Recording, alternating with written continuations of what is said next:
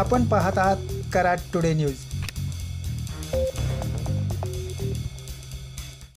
पुणे बेंगलोर महामार्गावर मलकापूर येथे Dhebewadi फाट्यावरील उड्डाणपुलावर segment launcher machine व अन्य अवजड साहित्य अखेर निर्धारित वेळेत उतरवण्यात डीपी जैन कंपनीला यश आले असून आज सकाळी ढेबेवाडी फाटा येथील चौक रिकामा करण्यात आला।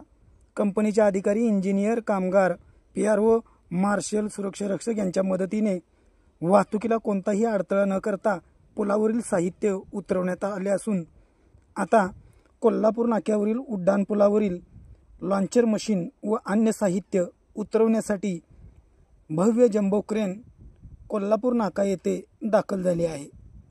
लवकरच या ठिकाणी पुलावरील साहित्य उतरवण्यास सुरुवात करण्यात येणार आहे।